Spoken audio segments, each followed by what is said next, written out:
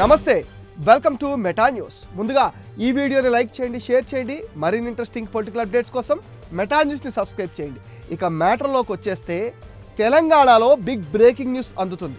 మాజీ మంత్రి BJP senior నేత ఈటల రాజేందర్ కాంగ్రెస్లో చేరనున్నారని జోరుగా ప్రచారం జరుగుతుంది. బీఆర్ఎస్ నుంచి బయటకు వచ్చిన మైనంపల్లి హనుమంతరావు మాజీ మంత్రి పట్నం మహేందర్ రెడ్డితో ఈటల భేటీ కావటం రాజకీయ ప్రాధాన్యత సంతరించుకుంది.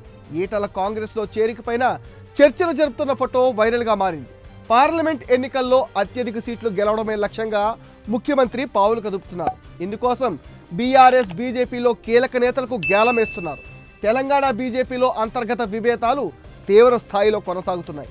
బండి సంజయ్, ఈటల వర్గీయుల మధ్య రాజకీయ వైరం ఉన్న సంగతి అందరికీ తెలిసిందే. బీజేపీ నేతలతో ఈటలకు పొసగడం లేదు. బీజేపీలో కొంతమంది నేతలు పనిగట్టుకుని వ్యతిరేక ప్రచారం చేస్తున్నారని పలు ఇంటర్వ్యూల్లో అసహనం వ్యక్తం చేశారు.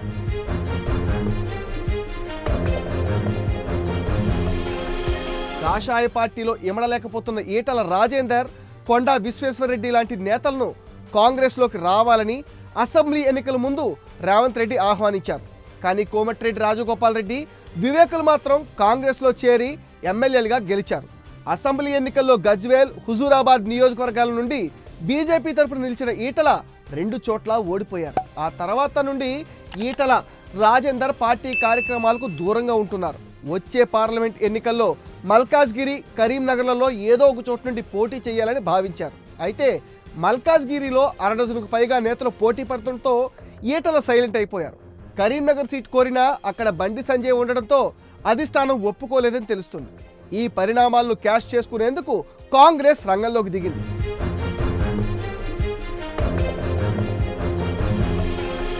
లోక్సభ ఎన్నికల్లో అత్యధిక సీట్లు గెలవాలనే వ్యూహంతో ఉన్న రేవంత్ ఈటల రాజేందర్ను కాంగ్రెస్ పార్టీలోకి ఆహ్వానిస్తున్నారట.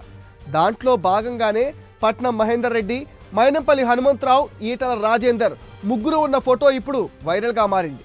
ఆయన కాంగ్రెస్ పార్టీలోకి వెళ్ళడానికి ప్రయత్నిస్తున్నట్టు స్పష్టమవుతుంది. కరీంనగర్ ఎంపీగా కాంగ్రెస్ పార్టీ తరఫున ఈటల పోటీ చేస్తారని తెలుస్తుంది. అదే నిజమైతే తన బద్ధ శత్రువైన బండి సంజయ్తో ఈటల కరీంనగర్లో తలబడే అవకాశం ఉంది. మొత్తంగా ఈటల రాజేందర్ కాంగ్రెస్లో చేరతారా? చేరితే ఆయన ఎక్కడి నుంచి పోటీ చేస్తారు? మల్కాజ్గిరినా లేక కరీంనగర్ స్థానమా? ఈ అంశాలన్నిటికీ త్వరలోనే క్లారిటీ వచ్చే అవకాశం ఉంది. ఇది మెటా న్యూస్ అప్డేట్. ఈ వీడియోని తప్పకుండా లైక్ చేయండి, షేర్ చేయండి. మరిన్ని ఇంట్రెస్టింగ్ పొలిటికల్ అప్డేట్స్ కోసం మెటా న్యూస్ని సబ్స్క్రైబ్ చేయండి.